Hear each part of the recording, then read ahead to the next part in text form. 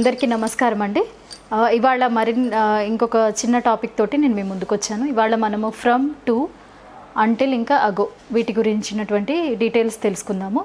As usual episode చివరిలో ఒక చిన్న ఎక్సర్సైజ్ కూడా చేసి మన అండర్స్టాండింగ్ లెవెల్ని అసెస్ చేసుకుందామండి. ఓకే, అయితే ఫస్ట్ ఫ్రమ్, టు గురించినటువంటి దాని గురించి నేను మాట్లాడతాను. ఫ్రమ్ అంటే తెలుగులో మీనింగ్ ఏంటి అంటే నుండి అనేటువంటి, టు అంటే వరకు అనేటువంటి మీనింగ్ కదా. అయితే ఫ్రమ్ టు చాలాసార్లు ఫ్రమ్ తర్వాత టు వస్తుంది. అంటే ఇక్కడ నుండి ఇక్కడి వరకు లేదా ఇప్పటి నుంచి ఇప్పటి వరకు అలాంటివి సందర్భాలు వచ్చినప్పుడు ఫ్రమ్ టు అనేది మనం యూస్ చేస్తాం ఇన్ జనరల్గా. కొన్నిసార్లు టు లేకుండా కూడా ఉంటుంది. అయితే ఈ ఫ్రమ్ అంటే నుండి లేదా స్టార్ట్ అనేటువంటిది చెప్పుకున్నాం కదా. అయితే ఈ ఫ్రమ్ అనేటువంటిది ఏ సందర్భాల్లో యూజ్ చేస్తాం మనము అంటే, ఇప్పుడు ఫ్రమ్ అనేటువంటిది నేను చెప్పినట్టుగా మీకు ఏదన్నా స్టార్ట్ అయింది ఫలానప్పుడు స్టార్ట్ అయింది, లేదా అంటే ఏదైనా ఒకటి వర్క్ స్టార్ట్ అయినప్పుడు లేదా పనిని ప్రారంభించినప్పుడు స్టార్టింగ్ పాయింట్ని చెప్పడానికి ఫ్రమ్ అనేది యూజ్ చేస్తాము. ఎప్పటి నుంచి ఎప్పటి వరకు జరిగింది అనేటువంటిది చెప్పడానికి ఫ్రమ్ అండ్ టుని యూజ్ చేస్తాం. Okay, so when it started అనేది చెప్పడానికి ఫ్రమ్ని యూజ్ చేస్తాం ఫస్ట్ది. ఓకే, దానికి ఎగ్జాంపుల్ చూసినట్లయితే the new batch of spoken English will start from Monday.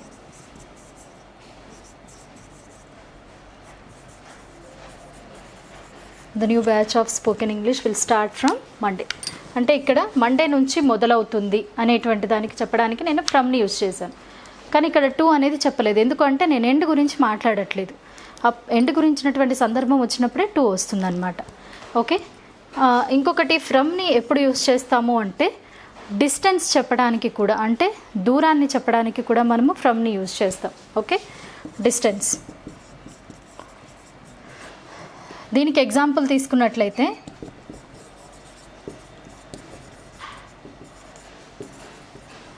The station is 5 minutes walk from here. అంటే స్టేషన్కి ఇక్కడ నుంచి 5 నిమిషాల నడకదారి. అంటే the station is 5 minutes walk from here అంటే 5 నిమిషాలు నడిస్తే చాలు మీకు స్టేషన్ వస్తుంది అని. లేదా దీన్ని ఇంకొక రకంగా చెప్పినప్పుడు the station is very near from here. అంటే ఇక్కడ నుండి స్టేషన్ చాలా దగ్గర అని చెప్పొచ్చు అన్నమాట. సో అంటే డిస్టెన్స్ని చెప్పడానికి ఇలా యూస్ చేస్తాము.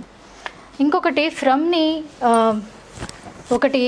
మనం ఇందాక స్టార్ట్ ఎలా అయితే చెప్పుకున్నామో, ఏదైనా ఒక వస్తువు లేదా వ్యక్తులు ఫలానా చోటికి సంబంధించిన వాళ్ళు, లేదా దాన్ని ఇంగ్లీష్లో ఆరిజినేట్ అంటారు, అంటే ఆ ప్రాంతానికి చెందింది అనేటువంటి దానికి అలాంటి సందర్భాల్లో అలా చెప్పాలి అనుకున్నప్పుడు కూడా మనము ఫ్రమ్ని యూజ్ చేస్తాం. Say for example he is from America అంటే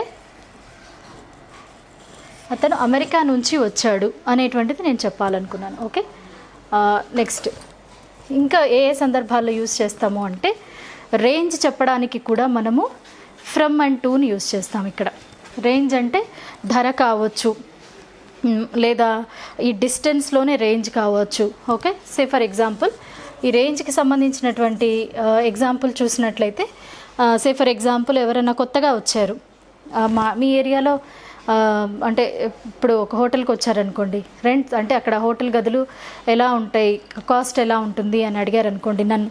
సో అప్పుడు నేను వాళ్ళకి చెప్పేటువంటి ఆన్సర్ ఉందనుకోండి, the prices range from 3K to 10K depending on the size of the room. అంటే నేనేం చెప్తున్నానంటే depending on the size and facilities also రాసుకోవచ్చు. అంటే మన ఇష్టం. అంటే నేను బేసికలీ చెప్పాలనుకుంది ఏంటి అంటే ప్రైస్ రేంజ్ ఎలా ఉంది అనేది చెప్పేటప్పుడు కూడా మనము ఫ్రమ్ని యూస్ చేస్తాం. ఓకే, రేంజ్కి సంబంధించింది ఇంకొకటి చూడండి. This river flows from east to west. అంటే ఈ నది అనేటువంటిది ఈస్ట్ నుంచి వెస్ట్కి ప్రవహిస్తుంది. అక్కడ కూడా నేను రేంజ్ చెప్తున్నాను అనమాట. అంటే బేసికల్లీ రేంజ్ని చెప్పడానికి మనము ఫ్రమ్ అనేటువంటి దాన్ని యూస్ చేస్తాం. ఓకే, తర్వాత నెక్స్ట్ వర్డ్ చూడండి, అంటిల్ అండి. ఓకే, అంటిల్ అంటే ఇది మనము టూకి బదులుగా వాడుతుంది. అంటే ఫ్రమ్ టు అనేది ఇందాక చెప్పాం కదా, టూకి బదులుగా అప్పుడప్పుడు అంటిల్ కూడా వాడుకోవచ్చు. అంటే అప్పటి వరకు అనేటువంటి ఎండ్ పాయింట్ని చెప్పడానికి మనం అంటిల్ని యూస్ చేస్తాము. ఓకే, అయితే ఈ అంటిల్ వాడేటప్పుడు చాలామంది పొరపాటుగా ఏం చేస్తారు అంటే డబల్ ఎల్ రాస్తారు. ఇది రాంగ్. అంటిల్ అనేది డబల్ ఎల్ ఉండదండి, ఓన్లీ ఒక ఎల్లే ఉంటుంది. ఓకే, సో ఇంకొకటి ఏంటి అంటే టిల్ అని కూడా రాసుకోవచ్చు. ఓకే, టిల్ అయినా అంటిల్ అయినా ఈ రెండు కరెక్టే. సో ఎండ్ పాయింట్ చెప్పడానికి ఇవి రెండు వాడచ్చు. అయితే ఎప్పుడూ ఎండింగ్ చెప్పడానికి ఇవి వాడచ్చా అంటే కాదు. ఇప్పుడు ఒక పర్టికులర్ టైం చెప్పాలి అంటే ఒక ఎగ్జాంపుల్ చెప్తాను, దాన్ని బట్టి మీకు అర్థమవుతుంది. చూడండి, we're going out of station.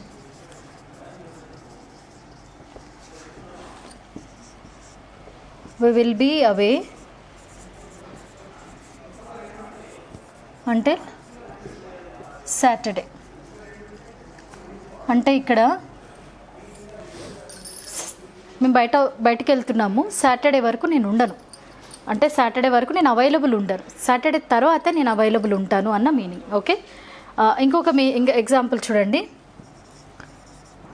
Wait here until I come. అంటే నేను వచ్చే వరకు వెయిట్ చెయ్యి అని. దీన్నే మనం టిల్ తోటి కూడా యూస్ చేసి రాసుకోవచ్చు. Wait here till I come. Okay, అంటే నేను వచ్చే వరకు ఇక్కడ వెయిట్ చెయ్యి అనేటువంటి మీనింగ్ అనమాట. ఇంకొక ఎగ్జాంపుల్ చూద్దాము దీనికి. We played cards until midnight. అంటే అర్ధరాత్రి వరకు మేము కార్డ్స్ ఆడాము, లేదా 2 o'clock అంటే మన ఇష్టం, 2 o'clock దాకా ఆడాను అని చెప్పొచ్చు.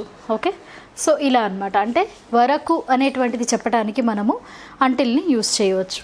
ఓకే, కానీ అంటిల్ యూస్ చేయడం అన్ని సందర్భాల్లో మనకి వీలవ్వదన్నమాట. కొన్ని సందర్భాలకి మాత్రమే అంటిల్ అనే దాన్ని యూస్ చేయగలుగుతాము. లైక్ పర్టికులర్గా ఆ టైం లేదా ఆ డే తెలిసినప్పుడు, పర్టికులర్ టైం ఎండ్ పాయింట్ అనేది తెలిసినప్పుడు మాత్రమే యూస్ చేయగలుగుతాం. Okay, again depending on the ఏమంటారంటే ఇప్పుడు మనకి మూమెంట్కి రిలేటెడ్ చాలా వర్డ్స్ ఉన్నాయి కదా. అంటే మూమెంట్కి రిలేటెడ్ వర్డ్స్ ఉన్నాయి, తర్వాత ఇలా ఎండ్కి రిలేటెడ్ వర్డ్స్ కూడా చాలా ఉన్నాయి. అంటే సే ఫర్ ఎగ్జాంపుల్ నాకు ఈవినింగ్ 5 వరకు ఆఫీస్ అయిపోతుందని నేను చెప్పాను అనుకోండి, అప్పుడు నేను అంటిల్ని యూస్ చేసి చెప్పలేను. ఎందుకు అంటే ఆఫీస్ 5 అయిపోవచ్చు, 5 కన్నా కొంచెం ముందు కూడా అయిపోవచ్చు.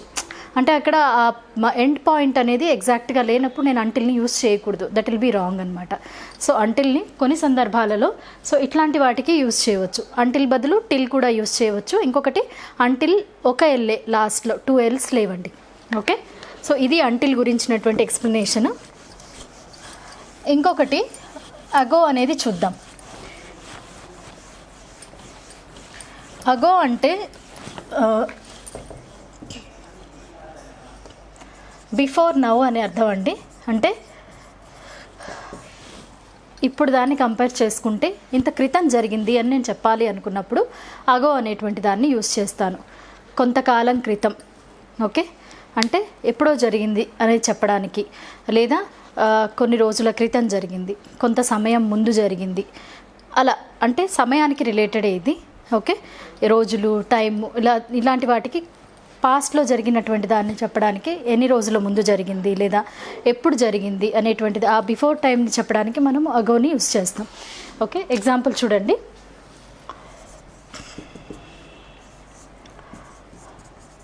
I started a business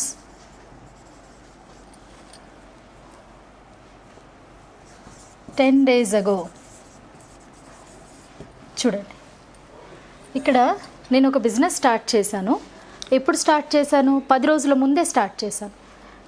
okay, ఇది నేను జస్ట్ ఎగ్జాంపుల్కి తీసుకున్నది. అంటే కొంత కాలం క్రితం అనేటువంటిది చెప్పాలనుకున్నప్పుడు మనము అగోని యూస్ చేయవచ్చు అనమాట.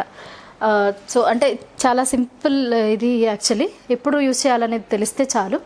ఓకే, సో ఇప్పుడు మనము అంటే ఇంతకు ముందు ఎపిసోడ్లో ఫర్ సిన్స్ అనేది చెప్పాను. అంటే ఇవి ఆల్మోస్ట్ అంటే కన్ఫ్యూజన్ మనకి క్రియేట్ చేసేటువంటి వర్డ్స్, మనం కన్ఫ్యూజ్ అయిపోతూ ఉంటాం. సో ఇప్పుడు ఒక్కొక్క దాని గురించి మనకు క్లియర్ ఇన్ఫర్మేషన్ వచ్చింది. ఫ్రమ్ ఎప్పుడు యూస్ చేయాలి, సిన్స్ ఎప్పుడు యూస్ చేయాలి, ఇవి ఆల్మోస్ట్ అన్నీ కొంచెం అటు ఇటుగా మనకి పీరియడ్ లేదా డ్యూరేషన్కి రిలేటెడ్గా ఉన్నట్టే ఉన్నాయి కదా. సో ఇప్పుడు ఏం చేద్దాము అంటే ఒక చిన్న ఎక్సర్సైజ్ చేద్దాము. సో దాన్ని బట్టి అంటే వీటి మీనింగ్ నేను చెప్పాను, ఎప్పుడు యూస్ చేయాలో చెప్పాను కదా. సో మనము ఫర్ యూస్ చేద్దామా, సిన్స్ యూస్ చేద్దామా, లేదా అగో యూస్ చేయవచ్చా అనేటువంటిది చిన్న ఎగ్జాంపుల్ సెంటెన్సెస్ తోటి మనం ఒక చిన్న ఎక్సర్సైజ్ చేద్దామండి. ఫస్ట్ సెంటెన్స్ చూడండి. Susan came to Hyderabad 1 week dash. ఇక్కడ పాస్ట్ టెన్స్ వచ్చింది. ఓకే, మీకు ఇందాకే చెప్పాను అగో వచ్చినప్పుడు అంటే పాస్ట్లో జరిగిన దాని గురించి మనం మాట్లాడతాం, పాస్ట్ టెన్స్లో ఉంటుంది. సో ఇక్కడ Susan came to Hyderabad 1 week అనేది ఇచ్చాను నేను. సో ఆన్సర్ ఏముంటుంది? Susan came to Hyderabad 1 week ago. అంటే అగోలో బేసికల్లీ ఏంటి అంటే డిడ్, హ్యాడ్, ఇలా పాస్ట్ టెన్స్ రిలేటెడ్ వర్డ్స్ అనేవి ఉంటాయన్నమాట. ఓకే, సో కమ్కి పాస్ట్ ఫామ్ కదా కేమ్. ఓకే, సో అలా సేమ్ సెంటెన్స్ నేను మళ్ళీ ఇచ్చాను చూడండి. Susan has been in Hyderabad dash a week. ఇక్కడ మళ్ళీ నేను పీరియడ్ ఆఫ్ టైం ఇచ్చాను కదా. అంటే ఇదేమో 1 week క్రితం ఆమె హైదరాబాద్ వచ్చింది అని చెప్తున్నాను, ఇదేమో 1 week ఆవిడ హైదరాబాద్లో ఉంది అని చెప్తున్నాను. కాబట్టి ఇక్కడ for. Susan has been in Hyderabad for a week. Next sentence చూడండి. Ram and Lalitha have been married dash 20 years. అంటే రామ్ ఇంకా లలిత 20 సంవత్సరాలు అయింది, అంటే వాళ్ళకి పెళ్ళి అయింది 20 సంవత్సరాలు అయింది అనేదే చెప్తున్నాము. ఓకే, సో ఇక్కడ మీరు చూసినట్లయితే Ram and Lalitha have been married for 20 years. Okay, next sentence చూడండి. Ram and Lalitha got married dash 20 years. అంటే 20 సంవత్సరాల క్రితం పెళ్ళయింది వాళ్ళకి అనేది ఇందులో చెప్తున్నాను నేను. సో క్రితము అనేది చెప్పాలి అంటే మనం అగో యూస్ చేయాలి. కాబట్టి Ram and Lalitha got married 20 years అగో. ఓకే, నెక్స్ట్ జ్యోతి కేమ్ డాష్ 10 minutes అనేది ఇచ్చాను, పాస్ట్ ఫామ్ ఇచ్చాను ఇక్కడ, అంటే జరిగిపోయింది. జ్యోతి కేమ్ 10 minutes అగో. ఎంత సింపుల్ కదండి. Jyothi came 10 minutes ago. Okay, next sentence చూడండి. Jyothi has been waiting dash 10 minutes. అంటే జ్యోతి అనే ఆవిడ 10 నిమిషాలుగా వెయిట్ చేస్తోంది అని చెప్పాలి నేను. Okay, so Jyothi has been waiting for 10 minutes. Okay, next I had my lunch dash. అంటే నేను లంచ్ తినేసాను, ఇక్కడ 2 hours అనేది నేను ఇచ్చాను. So I had my lunch 2 hours ago. Okay, next she has been singing dash 5 years. అంటే ఆమె 5 సంవత్సరాలుగా పాటలు పాడుతోంది అని. Okay, she has been singing for 5 years. Next I bought this shoes dash. ఇక్కడ నేను ఇచ్చినటువంటి వర్డ్ ఫ్యూ డేస్. అంటే నేను ఈ షూస్ ఫ్యూ డేస్ అంటే కొన్ని రోజుల క్రితం కొనుక్కున్నాను అనేది నేను చెప్పాలి. Okay, so I bought this shoes few days అగో. కొన్ని రోజుల క్రితమే నేను ఇవి కొనుక్కున్నాను అని నా ఉద్దేశం. Next have you known her dash long time. అంటే మీకు ఆవిడ చాలా కాలం నుంచి తెలుసా. అంటే ఇక్కడ లాంగ్ టైం అనేది ఇచ్చాను నేను, పీరియడ్ ఆఫ్ టైం ఇచ్చాను. So for. Have you known her for a long time అంటే మీకు ఆవిడ చాలా రోజుల నుంచి తెలుసా అనే మీనింగ్ అనమాట. సో ఇదండి అంటిల్, తర్వాత ఫ్రమ్, టు, ఇంకా అగో గురించినటువంటి ఎక్సర్సైజ్. సో ఈ ఎపిసోడ్ మీకు అర్థమైంది, నచ్చిందనే అనుకుంటున్నాను. నచ్చినట్లయితే కనుక లైక్ చేసి షేర్ చేయండి. మరిన్ని వీడియో అప్డేట్స్ కోసం మా ఛానల్ని సబ్స్క్రైబ్ చేయండి.